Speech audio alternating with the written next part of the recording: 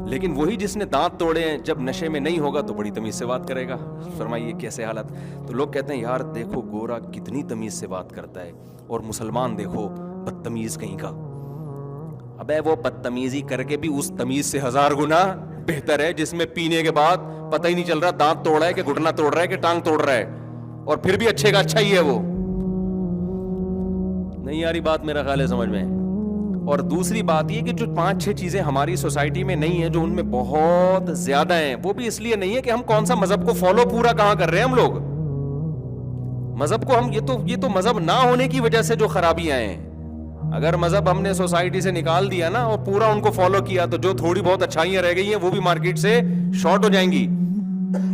سمجھتے ہو کہ نہیں سمجھتے ہو؟ تو اس لیے یہ جو میں بات یہاں سے میں نے شروع کی تھی, جو موٹیویشنل اسپیکرز جن کے پاس مذہب نہیں ہے ان کے پاس پاورفل موٹیویشن نہیں ہے. تو میرے پاس کلپ آتے رہتے ہیں نا, تو وہ میں آج اپنے بھانجے سے ذکر کر رہا تھا, ہم لوگ آ رہے تھے اکٹھے, تو میں نے کہا یار یہ موٹیویشن اسپیکر سب کی بات نہیں کر رہا بھائی, کوئی ایسا نہ ہو کسی اسپیکر کے ساتھ میرا کلپ چلا دیں کہ دیکھو اس کی بات کر رہے ہیں, ایسا کوئی نہیں ہے. اور میں نے بتایا بہت سے اچھا کام بھی کر رہے ہیں, لیکن اتنی بڑی بڑی باتیں کر رہے ہوتے ہیں نا بعض لوگ, ان میں چھوٹی بات تو ہے ہی نہیں ان کے پاس, چھوٹی موٹی تو بات. جب بھی ایک کلپ شروع ہوگا نا ایک بات کان کھول کے سن لیں آپ لوگ, ایک دم آدمی کہتا ہے یار اب پتہ نہیں کیا چیز مارکیٹ میں آنے والی ہے. ایک بات ایک دم نا ایسا لگتا ہے کہ بس اب تو ختم بھائی. اچھا یہ یوٹیوب اور فیس بک نے نا پوری دنیا کو ایک ہی صفحے پہ اکٹھا کر دیا ہے, اس کا بڑا فائدہ ہوتا ہے. اچھا میں ایسے کبھی کبھار اسپیکر کو سنتا ہوں ایک بات, نیچے پھر میں کرتا ہوں تو میرا کلپ کوئی آیا ہوا ہوتا ہے. اچھا اس طرح اس میں ایسا نہیں لگ رہا ہوتا کہ ایک بات کان کھول کے, مجھے اس میں ایسے لگ رہا ہوتا ہے نارمل وے میں نا, بس اتنا نہیں ہے بھائی, صحیح ہے نا, ہلکا پھلکا ہی ہے, کوئی بہت اچھے بننے کی ضرورت بھی نہیں ہے, بہت زیادہ کامیاب ہونے کی کوشش کرو, پیسہ کمانے کی. غربت میں مر گئے تو کوئی ٹینشن کی بات نہیں بھائی. بس مجھے خود بڑی ٹینشن ختم ہو رہی ہوتی ہے نا سن کے یار کہ تم تمیز سے مسئلہ ہی حل کر دیا. سکسیس کی کوشش کرو, کامیابی کی نہیں ملتی بھاڑ میں جائے, ایسی کی تیسی. کامیابی گئی کہاں؟ دل لینے. کیا کرنا ہے بھائی, دنیا مسافر خانہ ہے میرے بھائی, خدا کو راضی کرو یار. سب سے آسان کام دنیا میں کیا ہے؟ ہمارا ویژن بہت کلیئر ہے, ہمارا دعویٰ بہت آسان ہے کہ ہمیں خدا نے پیدا کیا, اپنے لیے بنایا, اس کو خوش رکھو ایسی کی تیسی. سمجھ میں آ رہی ہے بات؟ کتنا آسان ہو گیا نا.